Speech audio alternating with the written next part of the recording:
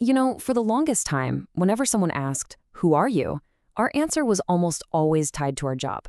I'm a lawyer, I'm a teacher, I'm an engineer. But what happens when that whole foundation just disappears? In this explainer, we're going to dig into a really profound shift in how we see ourselves, a move away from our job titles to find something much deeper. And it all starts with one huge question. So let's just sit with this for a second. If you are not your job, then who are you? It's a pretty jarring question, isn't it?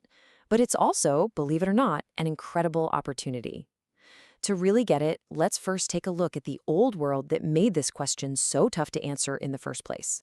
For a very, very long time, we were basically operating under a system where a person's value was measured by how useful they were economically.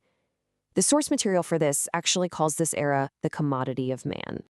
In this old model, a lot of people felt like they were just small, interchangeable parts in this huge, impersonal machine. And the goal of that machine wasn't really about people thriving. It was all about maximizing profit. We were, for all intents and purposes, just cogs in a machine. And this perspective is pretty chilling when you think about it. The workforce wasn't really seen as a group of creative people, but more like a resource, something you manage, calculate, and if you have to, get rid of, just like a depreciating asset you'd see on a company's balance sheet. So what happens when you have a system like that? Well, it creates this culture of constant, fearful competition. When your entire worth is tied to what you produce, you're always stuck in survival mode, trying to do more and earn more than the person next to you. It kind of turned everyone into their own little island. This slide just lays out the core problems so perfectly.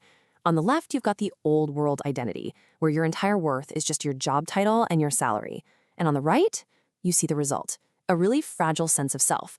Because if your job suddenly goes away, a piece of you feels like it's gone too.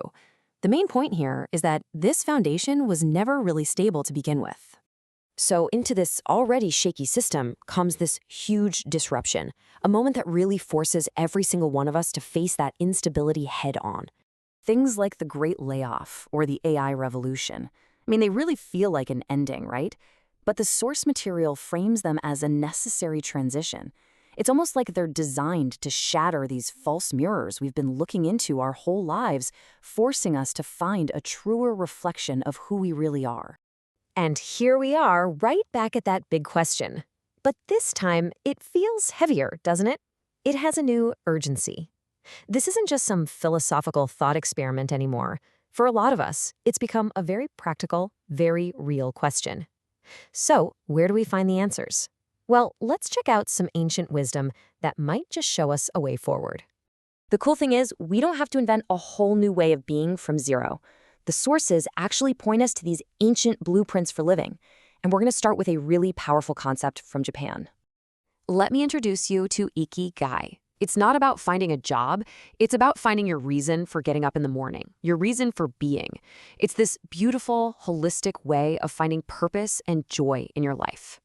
So Ikigai is found right at the intersection of these four things. Now, for centuries, our society has focused almost entirely on that last one, what you can be paid for.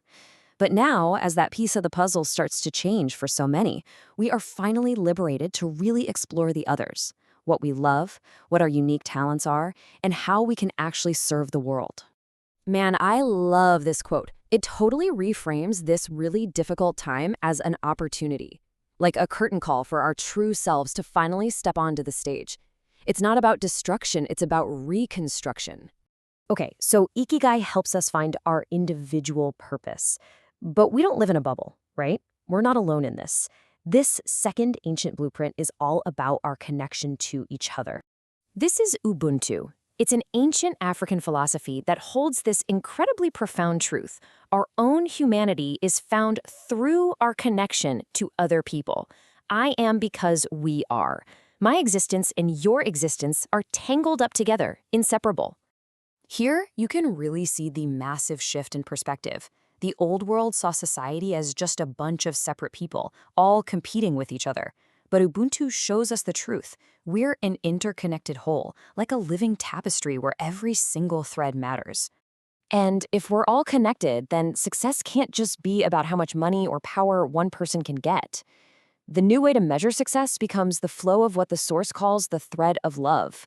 that energy of compassion, of working together, of having a shared purpose. Okay, so we've looked at the old way of thinking, the huge disruption that's shattering it, and these two amazing concepts of Ikigai and Ubuntu.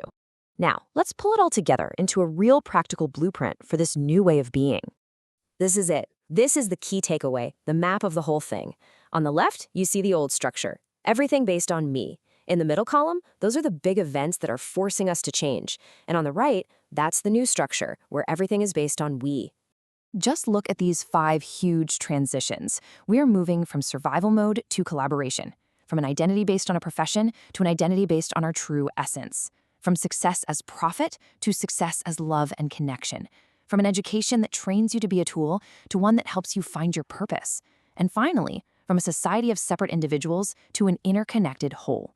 This isn't some small tweak. This is a fundamental evolution of who we are. So let's end with this incredibly powerful idea. Your value was never, ever in your job title. It's intrinsic. It's just there. You are not a depreciating asset. You are an essential, irreplaceable piece of this universal puzzle.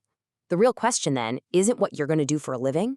It's how you're going to share your unique light with the rest of us.